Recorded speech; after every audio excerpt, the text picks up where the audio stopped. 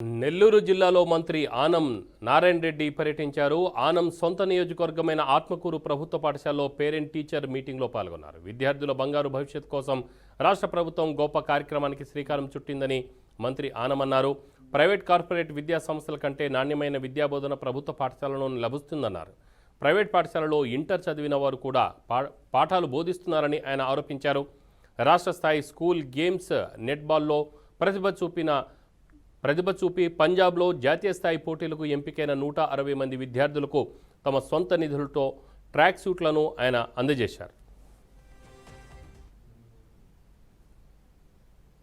కేంద్రంలో ప్రారంభించడం జరిగింది. ఈ విద్యా సదస్సులో విద్యార్థుల యొక్క తల్లిదండ్రులు, అలాగే ఈ యొక్క స్కూల్లో ఉన్నటువంటి యాజమాన్యం అందరూ కలిసి నిర్వహించుకునేటువంటి సమావేశం. ఇది ఎడ్యుకేషన్ కరికులంలోనే ఈ సిస్టమ్ ఉంది, కానీ గతంలో ఎప్పుడు జరగలేదు.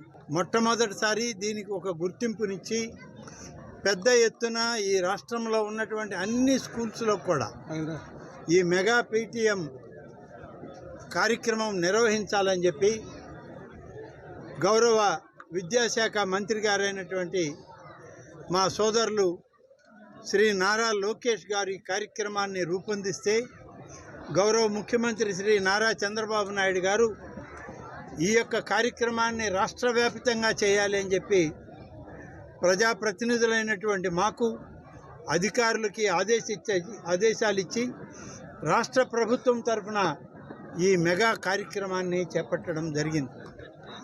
ఈరోజు ఈ స్కూల్లో జరిగినట్లుగానే ఈరోజు మొత్తం రాష్ట్రమంతా ప్రతి స్కూల్లో టీచర్లకి, స్టూడెంట్స్కి, పేరెంట్స్కి మధ్య ఒక సమన్వయం, సఖ్యత ఏర్పడాలని, అదేవిధంగా మధ్యాహ్న డొక్కా సీతమ్మ గారి పేరుతో పెట్టేటువంటి మధ్యాహ్న భోజనం కార్యక్రమంలో కూడా క్వాలిటీ అంతా బాగుండాలని, ఇవన్నీ తల్లిదండ్రులు కూడా నిత్యం గమనించాలని చెప్పి చెప్పడానికే ఈ కార్యక్రమం.